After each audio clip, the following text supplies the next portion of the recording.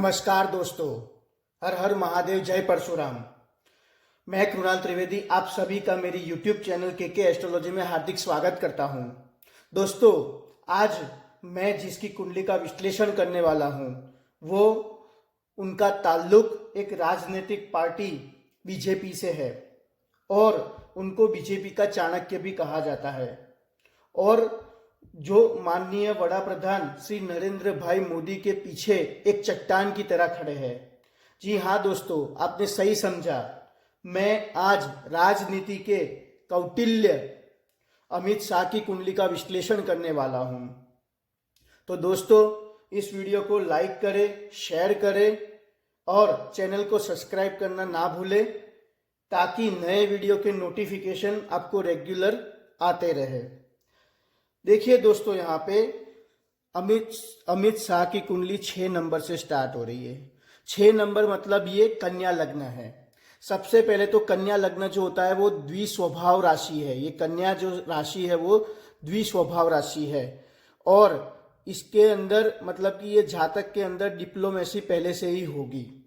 अब आइए देखते हैं कि ये कन्या लग्न का स्वामी होता है बुध, जो अपने से दूसरे भाव में विराजमान है। किसकी राशि है? शुक्र की राशि है, मतलब कि अपने मित्र की राशि है। तो दोस्तों, ये तुला राशि जो होती है वो व्यापार, वाणिज्य, बिजनेस के लिए भी जानी जाती है। इनका जन्म एक बिजनेसमैन घर में हुआ था। इनके पिताश्री अनिल चंद्र पीवीसी पाइप का मैन्युफैक्चरिंग का बिजनेस भी करते थे। देखिए, बुध दूसरे भाव में होने के कारण इनके पास कुशल वाणी हो सकती है, सबको प्रभावित करने वाली वाणी, और इनकी अच्छी कम्युनिकेशन स्किल के कारण ये सबको मैन्युपुलेट आसानी से कर सकते हैं। तीक्ष्ण बुद्धि और इनका कैलकुलेशन गजब का होगा। अब देखिए, जो दसम भाव के स्वामी है, मतलब ये प्रथम भाव और ये दसम भाव, यहां से गिनोगे तो 1 2 3 4 5 6 7 8 9 और 10। दसम भाव का स्वामी मतलब कि यहाँ पे जो राशि है वो मिथुन राशि है और मिथुन राशि का स्वामी होता है बुध और कन्या का भी होता है बुध। तो यहाँ से आप ये भी देख सकोगे कि ये अपने जो कर्म है उससे भी धन अर्जित कर पाएंगे। अब आइए देखते हैं तीसरे भाव, मतलब कि यहाँ पे 1 2 3, यहाँ पे वृश्चिक राशि है और ये अष्टम भाव, यहाँ पे मेष राशि है।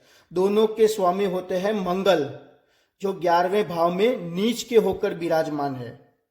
तो यहाँ पे दोस्तों गौर करने वाली बात यह है कि ये दोनों भाव के बीच, मतलब कि अष्टम भाव और 11वां भाव मतलब कि लाभ भाव के बीच में राशि परिवर्तन योग बन रहा है। कैसे कि 1 नंबर यानी कि मेष राशि, और मेष राशि के स्वामी होते हैं मंगल, जो कि 11वें भाव में नीच के होकर विराजमान है, और 4 नंबर यहाँ पे लिखा है इसके स्वामी होते हैं, कर्क राशि के स्वामी होते हैं चंद्र, जो अष्टम भाव में विराजमान है। दोनों का आपस में घर परिवर्तन, राशि परिवर्तन हो रहा है। तो इसकी वजह से क्या कह सकते हैं कि एक तो इनका नीच राजभंग हो जाता है, तो इसकी वजह से जो अपने कर्म से, मतलब जो अपने पराक्रम से, जो भी अमित शाह का पराक्रम है उससे वो काफी धन भी अर्जित कर सकते हैं और वो अकेले ही सक्षम है किसी भी कार्य को समाप्त या पूर्ण करने के लिए। आइए दोस्तों, अब देखते हैं चौथा भाव। चौथा भाव क्या कहता है? चौथा भाव जनता का भाव होता है। यहाँ पे 9 नंबर लिखा है और ये 7वां भाव है, यहाँ पे 12 नंबर लिखा है। दोनों राशियों के स्वामी होते हैं गुरु।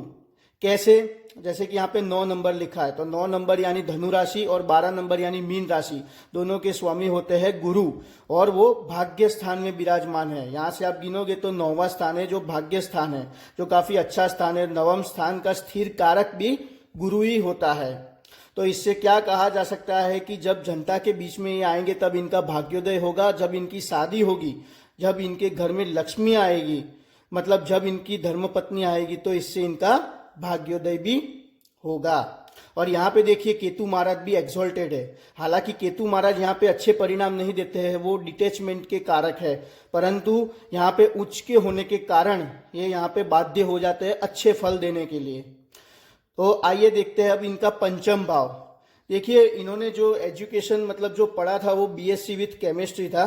तो देखिए 10वां भाव और 11वां भाव तो ये एक ट्रायंगल हाउस है, यहाँ से आप देखेंगे तो पांचवा हाउस है, और इसका ये संतान, बुद्धि, फिर जो अपना एजुकेशन बैचलर डिग्री है उसके लिए देखा जाता है। अब देखिए दसम भाव का जो स्वामी है वो षष्ठ मतलब कि छठा भाव है उसमें विराजमान है। पर देखिए यहाँ पे दसवां में मकर राशि है, मतलब पंचम भाव में मकर राशि है और छठे भाव में कुंभ राशि है, और कुंभ राशि का स्वामी उसी के अंदर बैठा है। अगर आप ये 10 नंबर को लग्न में बिठा दोगे तो ये द्वितीय भाव हो जाएगा, मतलब कि इस भाव का धन भाव हो जाएगा ये, तो ये अपनी शिक्षा से भी धन अर्जित कर पाएंगे। और यहाँ पे देखिए ये शत्रु भाव है, यहाँ पे शनि महाराज खुद विराजमान है, वो भी अपनी राशि में, तो शत्रु पे इनको विजय मिलना निश्चित ही है। शनि महाराज भी यहाँ पे विजय दिलाएंगे। और मंगल की 8वीं दृष्टि पड़ती है, 1 2 3 4 5 6 7 और 8, तो मंगल भी इस भाव को देख रहा है तो बल प्रदान करेगा। और शुक्र की भी 7वीं दृष्टि है, तो ये भाव काफी मजबूत हो जाता है, शत्रु पर ये अवश्य ही विजय प्राप्त करेंगे। जो भी इनके साथ कंपटीशन करेगा या कुछ भी मतलब कॉम्पिटिटिव में ये ऑलवेज विन करेंगे। अब आइए देखते हैं सप्तम भाव का, मैंने आपको बता दिया या चौथे भाव और सप्तम भाव का स्वामी भाग्य स्थान में है, पत्नी से इनको भाग्योदय होगा। अब आइए इनके कर्म स्थान को देखते हैं। देखिए इनका कर्म स्थान क्या कहता है। इनके कर्म स्थान में जो है मिथुन राशि है, मिथुन राशि में राहु उच्च के होते हैं।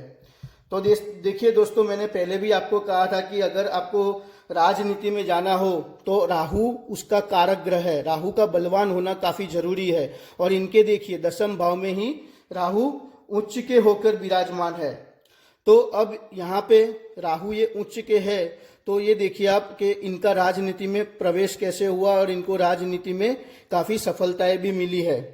अब ये देखिए राहु की पंचम दृष्टि भी इस भाव पे पड़ती है, मतलब लग्नेश पे पड़ती है, मतलब इनमें कूटनीति पहले से ही होगी, मतलब ये कूटनीति के जनक भी माने जा सकते हैं। क्योंकि राहु जो होता है वो हमारा माइंड जहां भी बैठता है वो मतलब कि आउट ऑफ बाउंड्री कर देता है, मतलब कूटनीति में अगर कोई कुशल है तो राहु के जैसा कोई नहीं है। इनकी कुंडली में राहु बलवान होने से सूर्य भी नीच का है, इसका नीच राजभंग नहीं होता है, पर राहु इतना बलवान है कि इनको राजनीति में इन्होंने इतनी सफलता भी दिलाई है। अब यहाँ पे देखिए दोस्तों, राहु तो बराबर है। अब ये धन भाव भी अपने देख लिया। अब ये देखिए 12वां स्थान जो है, मतलब इसमें राशि परिवर्तन ये भी है, 2 राशि परिवर्तन है टोटल, एक ये भाव और ये भाव के बीच में हो रहा है और ये भाव और ये भाव के बीच में हो रहा है। तो आइए देखते हैं कैसे कि इनकी कुंडली में जो है, जो ये मतलब कि इनको जब 2014 में लोकसभा की जब चुनाव आई थी, तब इन्होंने खुद मतलब इनका जो है वो इतने मास्टर थे कि उन्होंने बीजेपी के लिए जो कॉरपोरेट फंडिंग जो चुटनी में हमें फंडिंग चाहिए वो भी उन्होंने इतने माहिर तरीके से जो कॉरपोरेट फंडिंग थे वो लाए थे, वो इसी योग के कारण आए थे। और भी ये योग की एक विशेषता है कि जैसे कि ये 7 नंबर है, मतलब कि तुला राशि का स्वामी शुक्र इधर बैठा है, 5 नंबर है और इसका स्वामी होता है सूर्य जो इधर बैठा है। तो ये धन भाव और ये 12वां भाव जिसको हम बोलते हैं फॉरेन लैंड, यहाँ से हम फॉरेन लैंड भी देख सकते हैं और इसको व्यय भाव भी बोलते हैं। तो दोनों के बीच में जो राशि परिवर्तन योग हो रहा है, तो इसके पर से ये भी कहा जा सकता है कि इनको फॉरेन से भी काफ़ी धन प्राप्ति हुई है, या तो फिर उन्होंने फॉरेन में काफ़ी इन्वेस्टमेंट किया है या फिर इनकी फॉरेन में काफ़ी प्रॉपर्टीज़ भी है। तो चलिए दोस्तों, आइए अब दशा भी देख लेते हैं कि दशा जब देखेंगे तो इनको ये दशा जो है, जो राहु की दशा है, जो ये राहु की दशा है जो 22/11 से 2003 से लेकर 22/11/2021, ये इनके जीवन का टर्निंग पॉइंट है। मतलब ये जो दशा थी ये इनके जीवन में टर्निंग पॉइंट थी। कैसे कि जब इनको राहु के अंदर अपने लग्नेश यानी कि बुध की दशा चल रही थी, तब इनका जो 2014 का जो इलेक्शन था, जो बीजेपी जीती थी, तब इनको जवाबदारी दी गई थी यूपी स्टेट की, जो सबसे बड़ी लोकसभा की सीट के लिए माना जाता है। वहां जाके उन्होंने यूपी में प्रचार किया और ऐसा प्रचार किया जो 80 सीटें थे उसमें से 71 सीट पे बीजेपी की जीत हुई थी। और पार्टी के सहयोगी कि जो 2 सीट है उसमें भी जीत मिली थी, तो तब इनको राहु के अंदर बुध की शुभ दशा चल रही थी।